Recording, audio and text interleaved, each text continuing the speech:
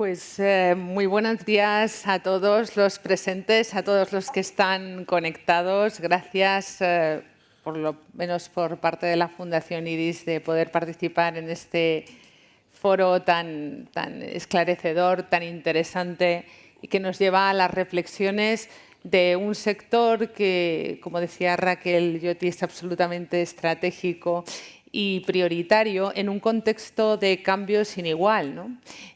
Yo creo que además esta época tremenda vivida por la pandemia nos ha llevado primero a poner este sector en primera línea, y así lo queremos los ciudadanos españoles y el entorno, y bueno, pues a reflexionar sobre todo lo que está pasando en el contexto y en la sanidad, ¿no?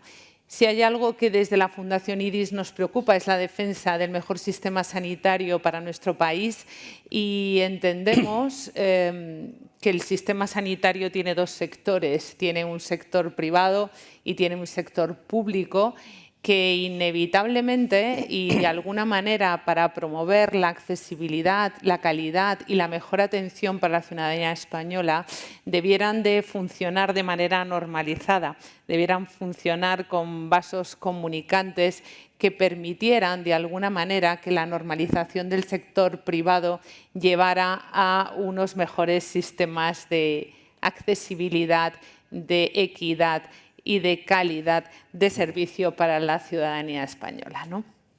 Con este contexto y esta visión en pro de generar lo mejor para los españoles, y en ello pues tenemos la colaboración público-privada para optimizar recursos, pues contamos con una mesa desde distintas perspectivas. Vamos a hablar de la transversalidad de la colaboración desde la perspectiva de los pacientes. En representación tenemos a Karina, desde la perspectiva de una compañía aseguradora con seguros de salud, por supuesto, en la que está representada por Enrique de Porres, y desde la perspectiva de la cuestión o de la parte de asistencia sanitaria y hospitalaria dentro del sector privado, representada por Carlos Rus. Yo voy a trasladarles preguntas generalistas a los tres, no específicas, y desde cada uno de sus visiones, de sus aspectos, pues quiero que generemos un debate abierto, sincero, honesto, y donde entre ellos pues se genere un coloquio, ¿no? Y empiezo trasladando una visión presente, ¿no? Hoy, ¿cómo nos encontramos? ¿En qué momento y en qué situación estamos con este ecosistema, con este contexto?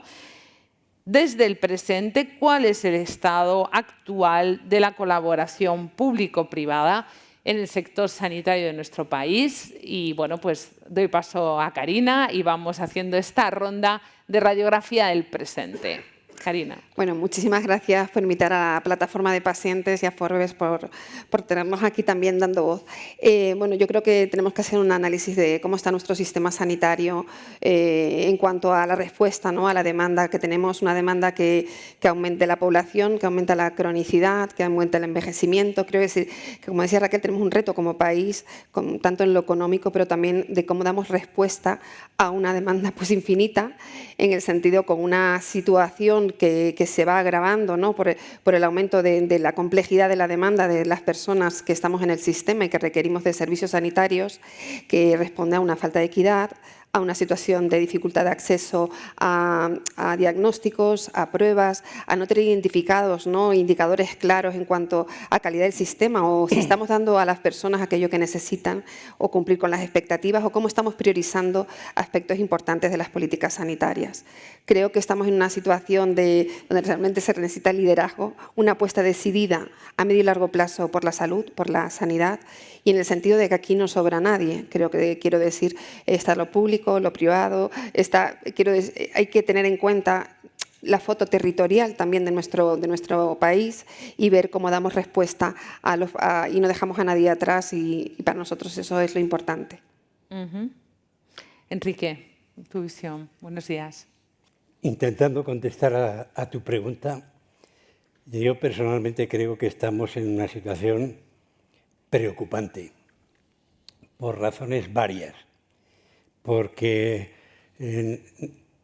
nos enfrentamos en estos momentos a una gran incertidumbre sobre el propio futuro de la sanidad como consecuencia de los cambios que se están produciendo tanto a nivel de las posibilidades de actuación sobre los determinantes de la salud como consecuencia del impacto de la innovación tecnológica, que no sabemos todavía el alcance que va a tener, porque la conjunción, ya se ha dicho en la intervención de Raquel de alguna manera, la conjunción de la genómica, el Big Data, la inteligencia artificial, son palancas de transformación de cuyo alcance todavía no tenemos una idea exacta de cómo van a transformar lo que hoy conocemos como el funcionamiento tradicional de los sistemas sanitarios. Por otra parte, vivimos en un país donde a veces tiene uno la impresión de que es un país dual. Acabamos de oír la intervención de Raquel hablando del PERTE, de la visión desde el Gobierno de la necesidad de colaboración entre lo público y lo privado para hacer frente a estos problemas de incertidumbre que la innovación crea, al margen de los propios problemas de evolución de la demografía y de la morbilidad del país, que desde la pandemia han cambiado.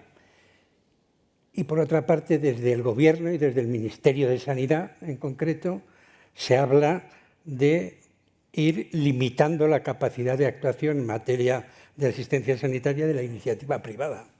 Entonces, esa sensación de estar viviendo en un país bicéfalo, donde desde una parte del Gobierno se lanza un mensaje, desde otra parte del Gobierno se lanza otro mensaje, lo único que hace es introducir más dudas y aumentar la preocupación de los que estamos en el sector sanitario.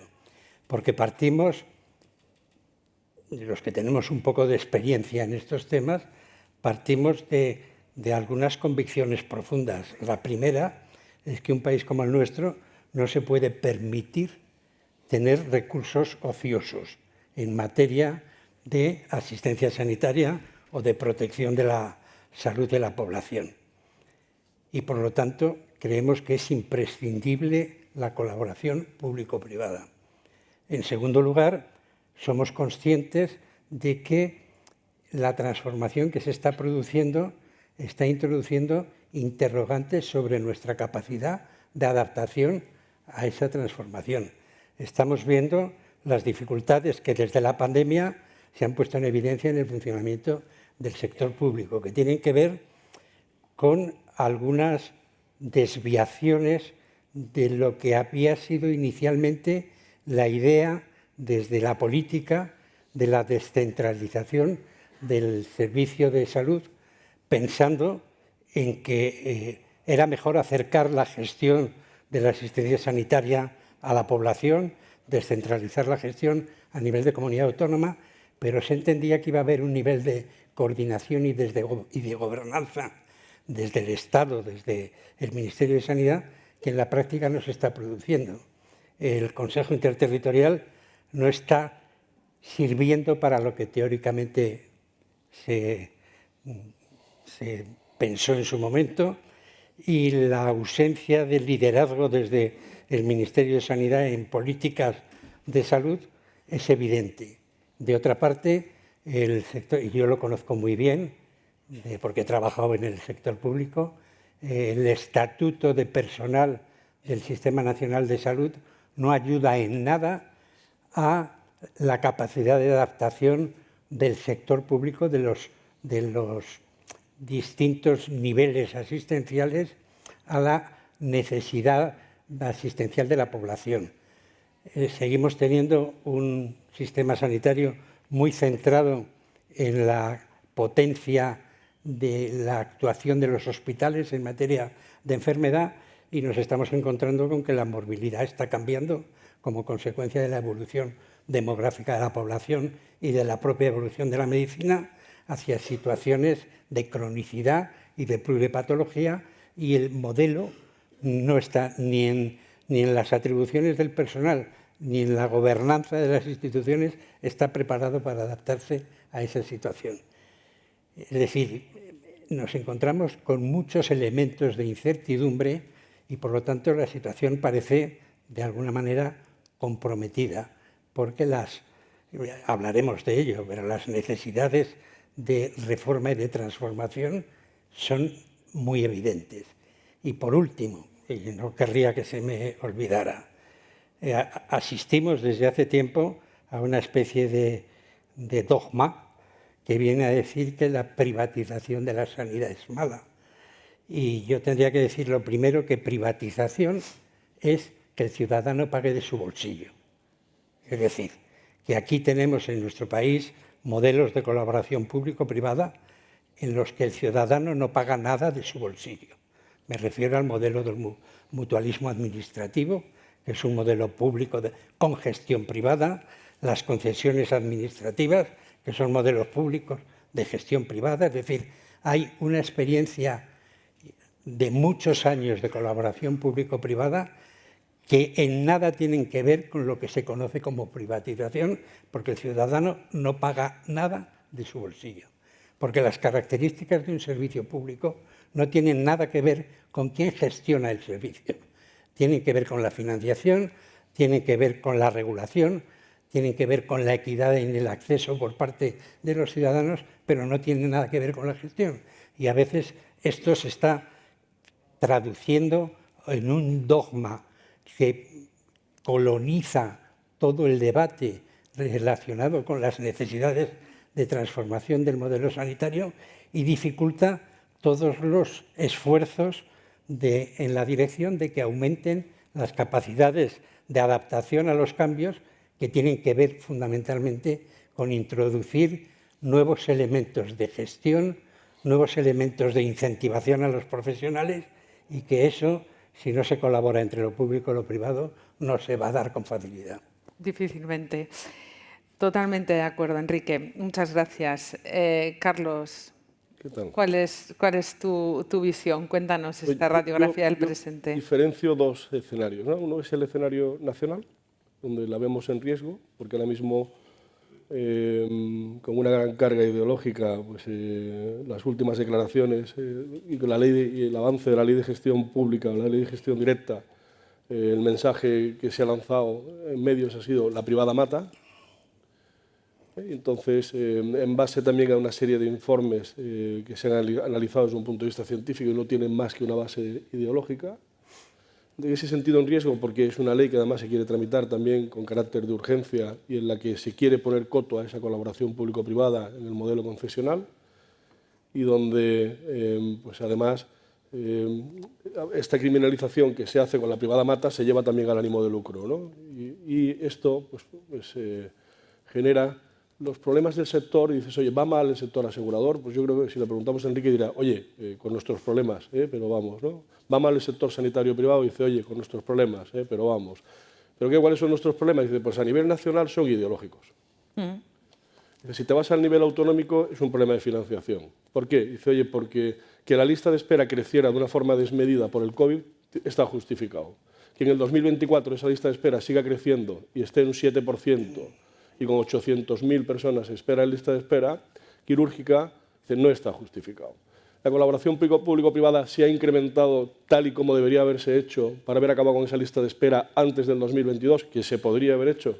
No. Dice, ¿por qué? Dice, yo entiendo que no hay más motivo que no hay recurso económico. ¿Cuáles son las alternativas? ¿Qué es lo que estamos viendo en el ámbito también autonómico? Diferenciándolo. Esta falta de financiación pues se está poniendo en valor otras formas de colaboración donde prima la imaginación y menos el dinero. Dice, ¿qué ve la administración autonómica? Dice, oye, pues que yo soy malo cuando tengo que cobrarle a un tercero obligado al pago. Y se están llegando a modelos con las comunidades autónomas donde el paciente internacional o el paciente accidentado de tráfico, donde que responde es una aseguradora de salud o una aseguradora con un seguro de salud o otro país, dice, oiga, esto háganlo ustedes. Primero, porque a mí me descarga y me viene bien. Segundo, porque ustedes saben gestionarlo económicamente y lo van a cobrar, y a mí me cuesta mucho. Y además tengo poco incentivo desde el punto de vista sanitario porque yo lo gestiono, pero lo cobra Hacienda. Entonces, Situación de la colaboración público-privada, hombre, mejorable, sin duda. Que no se nos reconozca en el nivel nacional a un sector que realiza el 42% de las intervenciones quirúrgicas, a un sector donde hay que dejar de pensar que la tecnología puntera está en otro sitio, que el primer Da Vinci en España entra en el ámbito privado y las 2 primeras máquinas de protonterapia están implantadas en el ámbito privado. La diferenciación es que en el ámbito público el hospital tiene un carácter general y cuando usted entra sabe que le van a tratar de todo, y en el privado está mucho más especializado. Y esa tendencia a la especialización es muy normal en el hospital independiente y menos en el hospital de grupo, que sí tiende a ser más general. Quiere decir que en el privado uno necesita quizás más información para decir, oye, para esta patología, pues en Madrid, si tengo un tema traumatológico, pues especialista y con urgencia solo de trauma, pues me iría a Clínica Centro, por poner un ejemplo, ¿no? Y no pongo más, pero al final lo que quiero decir es que así se puede entender más. Bueno, pues parece que hay un contexto de preocupación. Hay un contexto en el que todos tenemos claro la potencia del sector privado dentro del sistema sanitario en nuestro país, que tiene cerca del 40% de los recursos en cuanto a titularidad. Y yo creo que también hay en el ambiente una visión que entiendo que los contertulios estarán de acuerdo, y es que un paciente cuando se encuentra enfermo lo que quiere es que le atiendan y le curen de manera rápida, con independencia de la titularidad del lugar en el que se lo hagan, porque lo que quiere es rapidez, inmediatez y acceso. Más allá de percepciones, existen, entiendo, datos o estudios que demuestran de manera objetiva que cuando se han iniciado las colaboraciones que comentábamos, pues los conciertos, las concesiones o el mutualismo administrativo, estos han generado mejoras en resultados de la salud gracias a estas colaboraciones. ¿Existen datos reales? Contestar quien quiera. Esto ya es diálogo libre y abierto. Yo creo que, desgraciadamente, esa es una de las asignaturas pendientes de nuestro sistema sanitario. La falta de análisis comparativos sobre resultados en salud de las actuaciones tanto del sistema público como del sistema privado. En ese sentido tenemos percepciones, pero verdaderos estudios en profundidad del impacto de las diferencias en la manera de gestionar sobre los resultados en salud tenemos poco. En cualquier caso, percepción subjetiva tenemos alguna. Yo puedo hablar bien del problema o de la evolución del mutualismo administrativo, que es uno de los modelos de colaboración público-privada que tiene más experiencia porque tiene más de 40 años de funcionamiento. Y a lo largo de 40 años de funcionamiento, el usuario del modelo, que es el funcionario del Estado y sus familias, tienen un mecanismo indirecto de percibir cómo son tratados por el modelo asistencial, que es que todos los años pueden elegir recibir la asistencia sanitaria por el dispositivo de gestión directa o por las compañías privadas que estamos dando servicio. Y desde hace 40 años, de media, más del 85% de los funcionarios y sus familias eligen recibir la asistencia a través del dispositivo privado. Pero esto no es nada concluyente, esto no es nada más que una percepción subjetiva, que tiene que ver con algunas características diferenciales entre lo público y lo privado que se pueden analizar y se pueden destacar. Pero, en cualquier caso, tanto ese modelo como el modelo de gestión directa tienen problemas parecidos pensando en el futuro, que tienen que ver con lo que comentaba antes de cómo está evolucionando la medicina de una parte y cómo está evolucionando la morbilidad de otra. Nosotros tenemos un problema. Antes Raquel decía que una de las intenciones del PERTE o de los PERTE tiene que ver con tratar de adelantarse a las necesidades evolutivas de la protección de la salud en general, que tienen que ver incluso pues ahora con el cambio climático y con muchos determinantes, y con el impacto de la innovación tecnológica, fundamentalmente. Y para tratar de hacer eso, desde modelos como el del mutualismo administrativo, que tiene 40 años de desarrollo y que hace conciertos para 2 o 3 años, pues es muy difícil hacer medicina preventiva, hacer prospección, hacer colaboración con la industria farmacéutica y con la investigación para personalizar tratamientos y para hacer medicina de precisión. Porque para eso hay que planificar a medio y largo plazo, y con conciertos a 2 años o a 3 años eso es prácticamente imposible. 3/4 de lo mismo pasa con los modelos de seguro privado que tenemos en nuestro país, que son modelos en donde los contratos se renuevan todos los años. Pues es muy difícil para las empresas aseguradoras pensar en hacer políticas sanitarias a medio y largo plazo, sabiendo que cualquier año la persona que está contigo se puede ir a otra compañía, claro, porque puede cambiar su contrato de seguro. Quiero decir que problemas estructurales, tanto en el sector privado como en el sector público, para adaptarnos a esta capacidad de cambio que están introduciendo las nuevas herramientas y la evolución social, tenemos todos. Y si no vamos de la mano, llegaremos tarde. Por supuesto. Concatenando con esto, Carlos, y también haciendo foco, ya que nos quedan 8 minutos aproximadamente, también enfócanos los resultados de esa última publicación que habéis trasladado en ASPE en colaboración con la Cátedra de la Universidad Complutense de Madrid. Y bueno, nos extraes las conclusiones principales del informe y lo que quieras aproximarnos. Sí. Bueno, la Complutense, ante los informes que se hacen en Reino Unido y Italia, donde se habla del mal papel de la privada y el incremento de la mortalidad, a las que hace referencia la ministra, nosotros lo que pedimos a la Complutense es que coja los informes que tienen una categorización de científico, entre los que estaban estos dos, y que se analicen. Y entonces aparecen 500 en Europa. Ellos analizan los 500 y el foco también en estos dos. Y las conclusiones que sacan es que tienen carga ideológica, que se está diciendo que incrementa a lo mejor. Dice, oiga, se está produciendo, cuando se incrementa la colaboración público-privada se incrementa la mortalidad, pero lo que se ha incrementado es la limpieza y el servicio de alimentación. Y dices, oiga, pero entonces ¿no diferencia usted el servicio? Dice, no. Entonces no solo es el dato, sino... Entonces los mismos autores de los artículos hablan de la poca información y datos y capacidad real que tienen, y al final pues la conclusión de estos dos es que tienen una carga pues ideológica importante y un posicionamiento previo. ¿Bien? Entonces nosotros decimos, oye, está bien, pero cuando uno hace un informe y ve esto, dice, oye, pero buscar datos, porque tiene que haber información.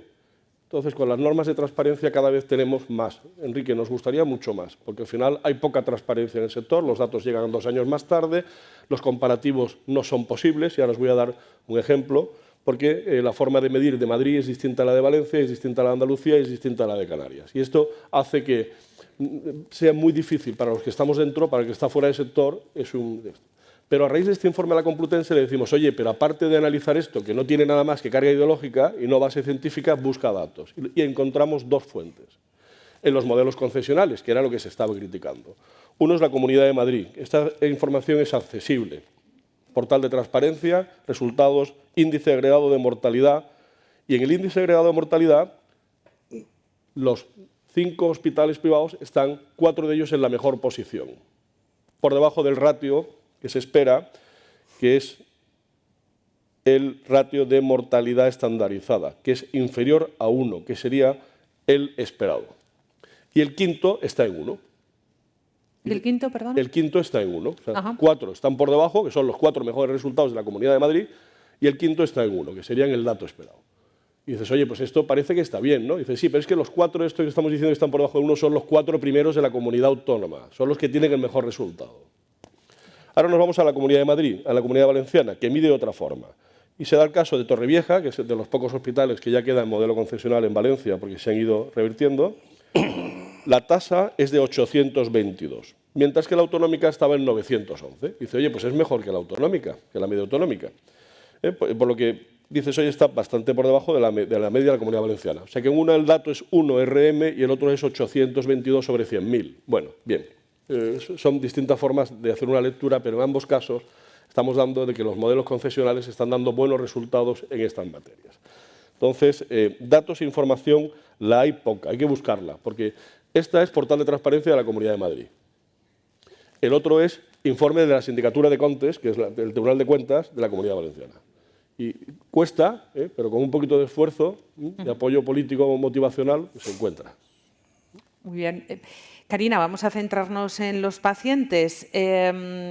¿Cómo ha mejorado o tienes percepción de si mejora la atención al paciente a través de sistemas de colaboración público-privada? Bueno, voy a centrar un poco. Nosotros tenemos que pensar en un futuro, en una atención centrada en las personas. Como han dicho Enrique, la complejidad de lo que viene tiene que ser en que pongamos el foco en los datos que importan a las personas. Es verdad que no tenemos una situación ni pública ni privada que identifique a los pacientes crónicos. Tenemos un déficit de información, de saber un poco, de estratificar, de segmentar, de saber por poblaciones, tanto teniendo en cuenta implantes determinantes sociales, por qué se pone más enferma la gente en un sitio, qué necesidades de servicios sanitarios van a tener. Cuando nosotros le preguntamos a nuestros pacientes, porque hay que identificar que cuando le preguntamos a los pacientes en general o a la ciudadanía, y lo han dicho al principio, ¿no?, que valoramos como ciudadanos el sistema sanitario en un 6,8, cuando nosotros lo preguntamos al mismo tiempo a los pacientes crónicos, no llega a un 5. Quiero decir que hay una situación donde el paciente es consciente, el paciente crónico complejo, donde el modelo de atención está quebrado. Quiero decir, no hay continuidad asistencial, hay una mala valoración, ha caído en muchos puntos la primaria, la hospitalaria, la urgencia. Quiero decir que estamos en una situación donde la gente hace lo que puede para ser tratada y una fragmentación del sistema bastante importante. Necesitamos saber, y un poco esto en las comunidades autónomas, y lo decía Carlos, y un poco que lo que nos invita a todos es difícil, y Enrique, de tener datos cuando tenemos sistemas y servicios sanitarios totalmente, pues en las comunidades autónomas cada uno hace, y un poco, no voy a decir lo que quiere, pero es verdad que hay una libertad que está bien, pero realmente tenemos que ponernos tener indicadores claros, tener alguna gobernanza clara y que el Ministerio de Sanidad pueda hacer también esa gobernanza, ¿no?, de poder indicar, ¿no?, en qué situación estamos, qué vamos a mejorar, y esa visión a largo y medio plazo, y poder priorizar qué políticas son necesarias.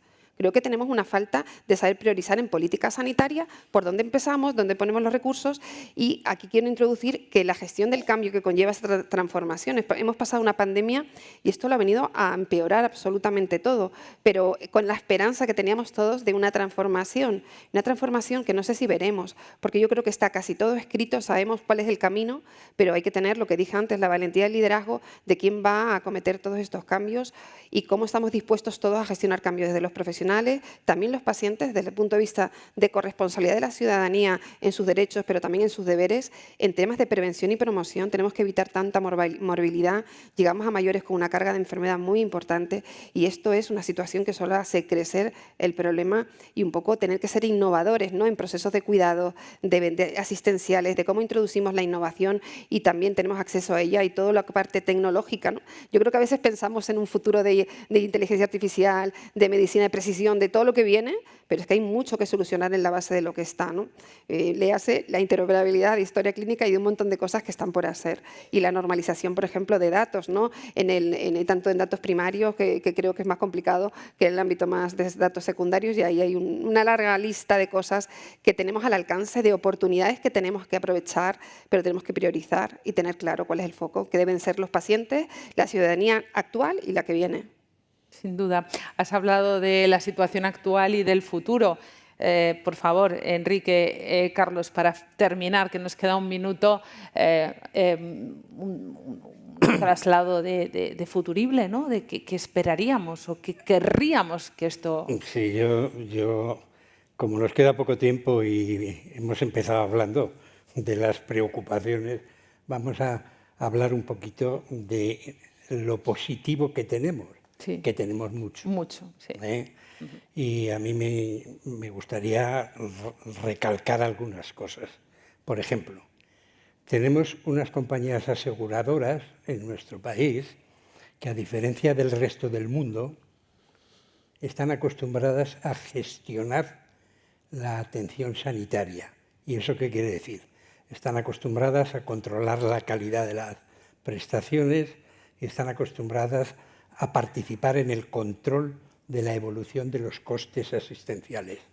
Por una razón elemental, porque en la época del régimen anterior el sector del seguro privado era absolutamente gremial, estaba en manos de sanitarios.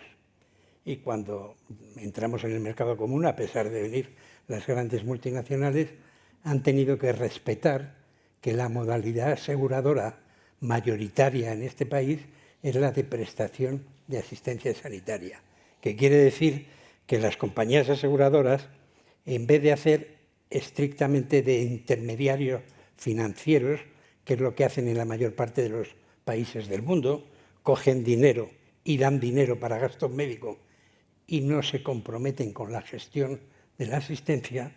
Aquí las compañías cogemos dinero y gestionamos la prestación asistencial. Por una razón elemental, porque de aquella época de aislamiento de España, los médicos entramos a hacer de aseguradores. Nuestro fundador, por ejemplo, decía que si las compañías pueden tener médicos, los médicos pueden tener compañías. Y con esa filosofía empezó a montar la estructura que tenemos hoy en día, que es una cooperativa de médicos que es propietaria 100% de una aseguradora y de un montón de empresas asistenciales. Y no tiene ánimo de lucro. Y todo lo que generamos como consecuencia de la actividad lo reinvertimos en la actividad todos los años. Y tenemos una visión de la asistencia sanitaria que es el compromiso vocacional de dar el mejor servicio posible. Entonces, desde esa filosofía, yo quiero defender que las compañías aseguradoras de este país son un partner muy especial, y lo vienen acreditando en el mutualismo administrativo, en el inicio de las concesiones administrativas para las administraciones sanitarias. Por dos razones. Porque están acostumbradas a gestionar riesgos y tener el compromiso de atender los posibles problemas de salud es gestionar un riesgo. Están intervenidas por el Ministerio de Economía, es decir, tienen que tener una capacidad de respuesta y una solvencia económica que garantiza la administración económica del Estado, y tienen experiencia en la gestión y en el control de costes. Por lo tanto, tenemos ahí un factor positivo de cara a la posible evolución del sistema sanitario del país. En segundo lugar, tenemos Enrique, es que vamos fuera de tiempo. Tenemos un personal, es que hemos empezado tarde. Tenemos un personal sanitario muy bien preparado en general, porque en este país los sistemas de formación reglados del personal sanitario hace que la media de formación del personal sea muy buena. Y tenemos una estructura asistencial, tanto pública como privada, con un nivel de permeabilidad territorial que no tiene ningún otro país del mundo. Por lo tanto, mimbres para poder adaptarnos a los cambios que va a haber que hacer, tenemos. Lo que hace falta es voluntad política. Sin duda, gracias, Carlos. Muy brevemente. Somos fruto de la libertad de empresa y de la libertad de los ciudadanos de elegirnos. 1 de cada 3 españoles es paciente, cliente nuestro. Somos un recurso estratégico, somos complementarios al ámbito público, somos un aliado flexible para la administración. Cuando nos necesita, ahí estamos. Tenemos esa vocación de servicio y nuestra intención es seguir colaborando ahora y siempre. Y en un entorno y en un futuro que nos pedías, donde cada vez vamos a hacer más necesarios, porque ese envejecimiento, esa cronicidad, ese paciente pluripatológico, ese incremento de gasto y por la edad, hace falta que se entienda sin ningún tipo de duda que el sistema nacional, sin el conjunto de lo público y lo privado, no tiene sentido ni tiene futuro. Pues muchísimas gracias. Existen muchas razones para considerar al sector privado como parte del sistema sanitario, y así lo deciden 12,4 millones de españoles, que no dejan de ser un 26% de la población española. Así que razones hay, voluntad hay y necesidad de colaboración imprescindible. Muchísimas gracias.